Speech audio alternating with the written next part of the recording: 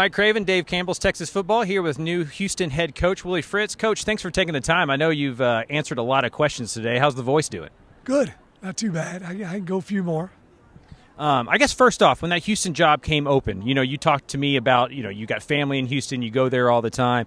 Was it almost too good to be true when you were going through that process? It was to a certain extent.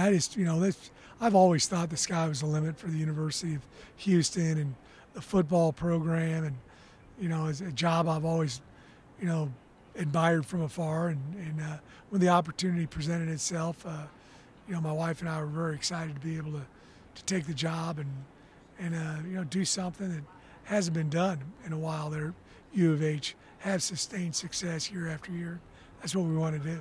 You've coached at Blinn, you coached at Sam Houston, now at Houston. Kind of what is your enjoyment of that area? What sets that area apart from maybe other places you've been? You guys know it better than anybody, but the best high school football in the nation is here in the state of Texas, and I think the epicenter of football is Houston, Texas.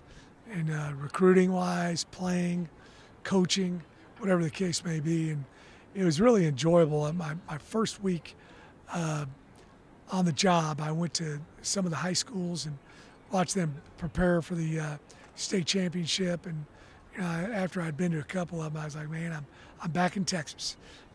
Great coaching, and kids were very coachable, and it was just that's what makes Texas so unique. It's just the coaching and the players and the fan support for high school football. You've coached at pretty much every single level of college football. What are the differences and similarities between JUCO to FCS to FBS to Power 4 to G5? Is a lot of it the same, or is most of it different? It still comes down to blocking and tackling. You got to be able to do that. Teams that block and tackle better are going to have a better opportunity to win. So we work on that every single day.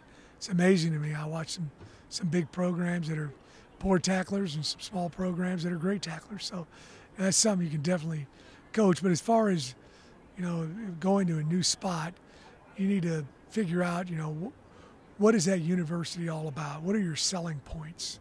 What are your strengths? How can you improve your weaknesses? And, Tulane and Houston are about as different as you can get in terms of setups, and one school's 8,000, the other school's 48,000. So that's what you got to get an understanding of, in the first month, is understanding what it's all about there at your university, what you need to sell. You've been doing this for a long time. I'm sure you have to evolve your coaching style. How would Willie Fritz 20, 30 years ago, the coach, be different than Willie Fritz today? I'm probably I'm more positive. I have some guys that I had a bunch of guys that came and watched us practice this spring that played for me at Blinn, my first head coaching job. And after they got done with practice, they said, "Coach, you're soft. What happened to you, man?" I said, "Man, I'd get thrown in jail if I treated these guys the way I treated you guys 30 years ago." So you got to adapt and change, and it's so important to establish relationships and be genuine and honest with the guys every single day. And that's something I've always tried to do. And I pride myself in having great relationships with my players. A day doesn't go by I don't hear from, one or two former players. And, that makes it all gratifying. Is that your favorite part about football, the camaraderie? Yes. Yeah, the relationships I think are the best thing about football in particular, more so than I think any other sport. Hey, this is a tough sport. You go out in 100-degree weather and it's real humid. You got to put a helmet on and shoulder pads, and and you got some maniacs screaming at you. It's tough. There's a lot of life lessons that you learn. But I thought that speech that Tom Brady gave the other day was just unbelievable. Talking about the benefits of doing things that are difficult and hard. That's what football teaches. Coaching is a big part of your life. I know a lot of your family's coaching. I think your dad was a coach. What are the good things that can come from coaching, right? Like what do you think that sticks with people? What were coaches that maybe influenced your life? Oh, I had a bunch. That's why I got in this line of work. If I'd had bad coaches, role models for me, I wouldn't be doing this right now. But I had great role models, and for the most part, I think most coaches are in it for the right reasons, and has to have a a lasting impact on student athletes. I had a guy named Ron Randleman who's the head coach forever at Sam Houston State. He coached me in college at Pittsburgh State, and almost every day I do something that I learned from him. He's had a tremendous impact on me, and hopefully I do the same. Speaking of Pittsburgh State, obviously the Mohawk photo is very infamous. You miss those hairstyles?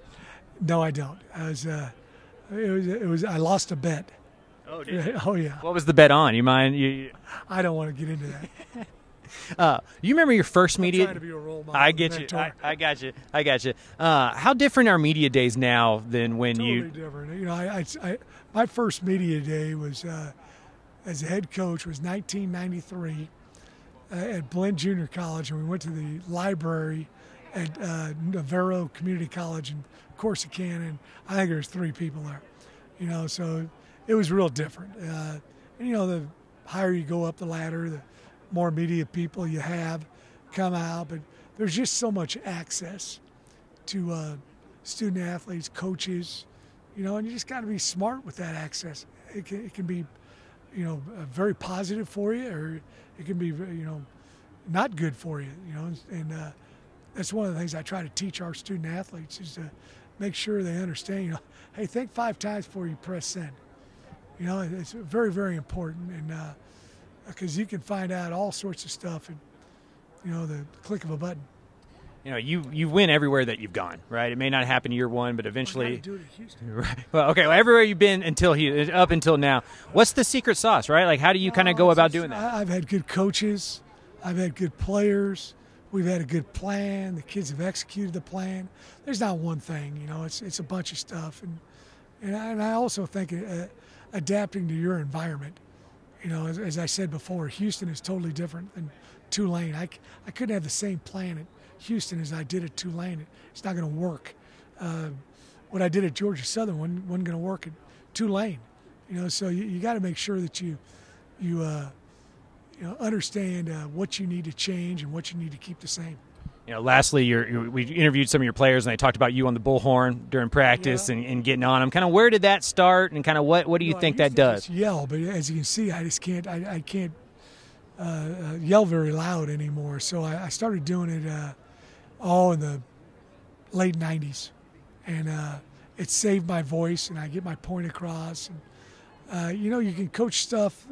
They know that I'm watching every place, and I can see something that hey, you got chin the ball, so and so, or you say something over here about a guy, hey, near foot, near shoulder when you tackle, and they're always hearing things that we can improve on, and I think if they see I'm into practice, they're into practice too.